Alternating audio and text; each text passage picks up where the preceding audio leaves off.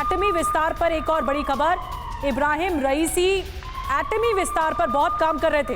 एटमी विस्तार की वजह से अमेरिका में बहुत तनाव था। रईसी के नेतृत्व में परमाणु पावर बनता जा रहा था ईरान, और इससे पहले ये ऐसा होता, इससे पहले रईसी की जान चली गई। तो ये अहम खुलासा हुआ। इससे पहले TV9 भारतवर्ष ने ही आपको बताया था कि ईरान अपने एटमी प्रोग्राम पर दिन रात काम कर रहा है, और इसीलिए रईसी भी काम कर रहे थे। एटमी विस्तार की वजह से ही अमेरिका में बहुत टेंशन थी ईरान के एटमी प्रोग्राम को लेकर, और रईसी के नेतृत्व में परमाणु पावर बनता जा रहा था ईरान।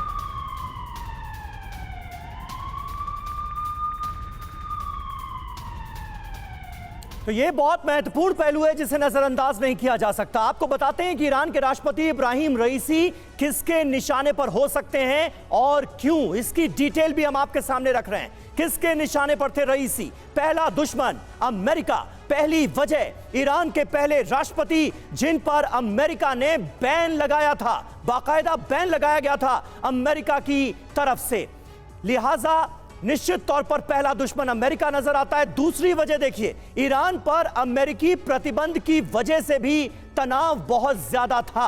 तमाम तरह के सैंक्शंस अमेरिका की तरफ से लगाए गए थे। और दूसरा दुश्मन है इजराइल। पहली वजह गाजा युद्ध की वजह से दोनों में जबरदस्त तनाव था, और यह तनाव इन दिनों और ज्यादा बढ़ता हुआ हम देख रहे थे। सीरिया में ईरानी दूतावास पर हमले के बाद तनाव और ज्यादा बढ़ा जब दमिश्क के अंदर ईरान की एम्बेसी पर अटैक हुआ। उसके बाद यह तनाव अपने चरम पर पहुंचता हुआ नजर आया।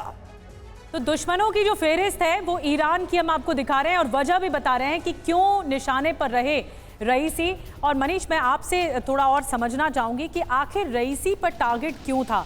क्या इस वजह से क्योंकि ईरान ने मिसाइल अटैक किया इजराइल पर, और फिर इजराइल भी ये कह रहा था कि हम भी बड़ा हमला बोलेंगे, तो क्या ये वो बड़ा हमला है?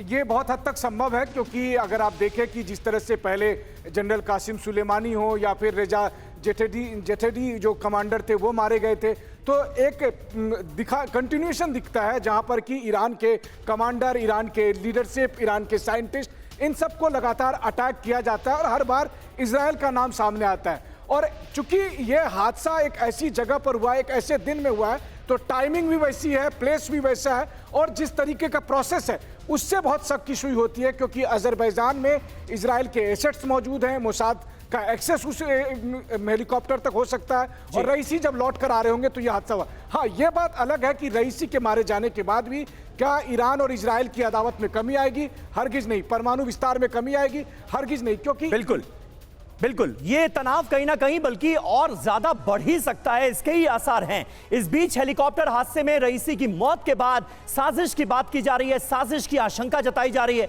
ऐसे में सवाल यह है कि अगर उनकी हत्या हुई है तो इसके पीछे कौन हो सकता है? आइए ये जानने की कोशिश करते हैं। और सुमित, मैं चाहूंगा आप जरा गौर करें, क्योंकि कई अहम सवाल हैं। पहला सवाल, क्या साजिश के पीछे मोसाद का हाथ हो सकता है? वजह इसकी यह है कि ईरान हमास हिजबुल्लाह का हथियार सप्लायर था, और हमास हो, हिजबुल्लाह हो, हूती हो, ये प्रॉक्सीज माने जाते हैं ईरान के। दूसरा सवाल, अजरबैजान के साथ मिलकर ये साजिश तो नहीं रची गई? वजह इसकी है आर्मेनिया को ईरान ने हथियार भेजे थे, इसलिए एक सवाल ये भी सामने आता है। तीसरा सवाल, क्रैश के पीछे यूक्रेनी एजेंट्स का हाथ तो नहीं? वजह, ईरान रूस को शाहेद ड्रोन सप्लाई कर रहा है। इन तमाम सवालों पर अगर गौर करें सुमित, तो सबसे बड़ा पॉइंट आपको क्या नजर आता है? देखिए, आपने सारे पॉइंट तो बता दिए, लेकिन इसमें एक महत्वपूर्ण पॉइंट ये भी है कि आपको याद होगा कि जब इजराइल और ईरान की जब अदावत चल रही थी, जो लगातार अटैक किए गए थे, तब इजराइल ने ये पॉसिबिलिटी दर्शाई थी कि वो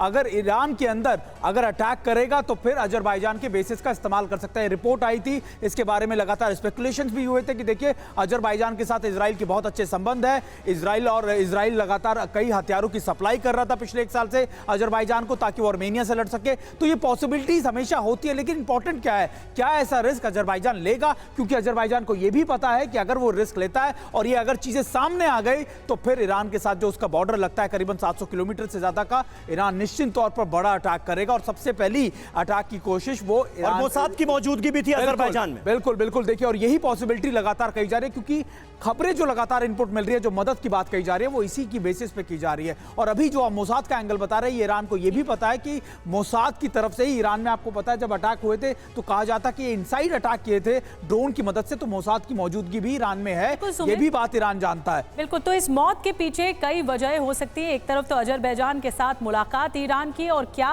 वो पीठ में छुरा घोंपेगा, ये भी एक बड़ा सवाल है।